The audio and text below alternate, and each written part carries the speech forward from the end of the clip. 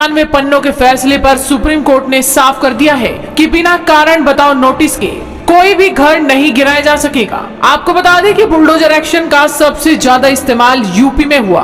कई मौकों पर बुलडोजर जमकर गरजे। कुछ मामले में कोर्ट पहुंचे तो कुछ मामलों में अतिक्रमण के खिलाफ कार्रवाई की गई। हालांकि सुप्रीम कोर्ट ने जो फैसला दिया है वो मूल रूप से दिल्ली से संबंधित था और इसमें यूपी सरकार पार्टी नहीं थी। केस जमीयत उलेमा हिंद बनाम उत्तरी दिल्ली नगर निगम और अन्य से संबंधित था। लेकिन अब इस फैसले को लेकर योगी सरकार पर सवाल खड़े किए जा रहे हैं। अब इस फैसले पर योगी सरकार की तरफ से भी प्रतिक्रिया आ गई है और बाकी विपक्षी नेता भी क्या कुछ बोल रहे हैं वो भी आपको दिखाएंगे। लेकिन उससे पहले जान लीजिए कि आखिर सुप्रीम कोर्ट ने क्या फैसला सुनाया है। दरअसल कल सुप्रीम कोर्ट ने एक अहम फैसला सुनाते हुए बुलडोजर कार्रवाई को असंवैधानिक बता दिया। अपने आदेश में कोर्ट ने कहा कि किसी भी व्यक्ति का घर सिर्फ इसलिए नहीं गिराया जा सकता है कि उस पर कोई आरोप लगे हैं। सुप्रीम कोर्ट की जस्टिस BR गवई और जस्टिस KV विश्वनाथन की पीठ ने अपने फैसले में कहा कि पहले से बगैर कारण बताओ नोटिस के कोई भी तोड़फोड़ नहीं की जानी चाहिए और इस डिमोलिशन के आदेश के खिलाफ अपील करने के लिए वादी को पर्याप्त वक्त भी दिया जाना चाहिए।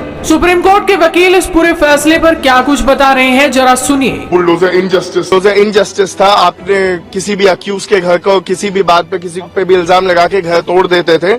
अब सुप्रीम कोर्ट ने दिशा निर्देश पास किया है कि आपको नोटिस देना पड़ेगा, कम से कम 15 दिन का वक्त देना पड़ेगा। जो कंपाउंडेबल है प्रॉपर्टी का पार्ट उसे कंपाउंड किया जाएगा और अधिकारियों पे एक जिम्मेदारी डाल दी गई कि अगर कोई अधिकारी गलती कर रहा है, कानून तोड़ रहा है इससे रिलेटेड, तो उनकी पर्सनल जिम्मेदारी होगी। अगर उन्होंने कोई प्रॉपर्टी डिमोलिश की है, इलीगली डिमोलिश की है, तो उसको रेस्टिट्यूट करने की। ये अपने आप में एक बहुत बड़ा प्रावधान बना दिया है कोर्ट ने, क्योंकि अधिकारी भी अब एक बार सोचेंगे जब उनकी खुद की जिम्मेदारी, उनके खुद के जेब से पैसा जाएगा। जब किसी गरीब मजलूम या किसी माइनॉरिटी का या किसी का घर जब तोड़ देते थे तो वो उस पर ज्यादा सोचते नहीं थे। ये मामला 2022 से कोर्ट में था कि इलीगल तरीके से अथॉरिटीज बुलडोजर का इस्तेमाल करके लोगों के घरों को गिरा देती हैं। कई बार उसमें सुनवाई हुई और कुछ ऑर्डर्स भी पास हुए। आज उस पर फाइनल जजमेंट आया और फाइनल जजमेंट में कोर्ट ने ये कहा है कि ये घर का जो मामला है, घर तोड़ने का मामला बहुत ही सीरियस इशू है।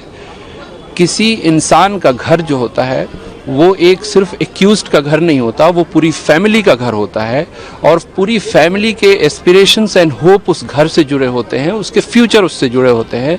तो इस तरह से अगर अथॉरिटीज़ घर को तोड़ती है तो बिल्कुल गलत है और इलीगल है। अब सुप्रीम कोर्ट के इस फैसले पर योगी सरकार की पहली प्रतिक्रिया आ गई है। योगी सरकार की ओर से कहा गया है कि सुशासन की पहली शर्त होती है कानून का राज। इस दृष्टि से सर्वोच्च न्यायालय द्वारा आज दिया गया फैसला स्वागत योग्य है। इस फैसले से अपराधियों के मन में कानून का भय होगा। सरकार ने इस फैसले पर आगे कहा कि इस फैसले से माफिया प्रवृत्ति के तत्व, ये संगठित पेशेवर अपराधियों पर लगाम कसने में आसानी होगी। कानून का राज सब पर लागू होता है। यद्यपि यह आदेश दिल्ली के संदर्भ में था, उत्तर प्रदेश सरकार इसमें पार्टी नहीं थी। वहीं दूसरी तरफ विपक्ष इस मामले पर क्या बोल रहा है। बसपा सुप्रीमो मायावती ने ट्वीट कर लिखा, माननीय सुप्रीम कोर्ट के बुलडोजर विध्वंसों से जुड़े आज के फैसले व तत्संबंधी कड़े दिशा निर्देशों के बाद ये उम्मीद की जानी चाहिए कि यूपी व अन्य राज्य सरकारें जनहित व जन कल्याण का सही व सुचारू रूप से प्रबंधन करेगी और बुलडोजर का छाया आतंक अब जरूर समाप्त होगा।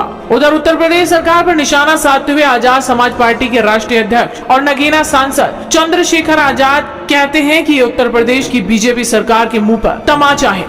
ये भारतीय जनता पार्टी की उत्तर प्रदेश की सरकार को जोरदार तमाचा कि बिना आरोप तय हुए, बिना अपराधी साबित हुए, बिना कोर्ट के ऑर्डर के आप किसी का घर नहीं गिरा सकते हो। आप खुद से कोर्ट नहीं हो, आप खुद से जज नहीं हो।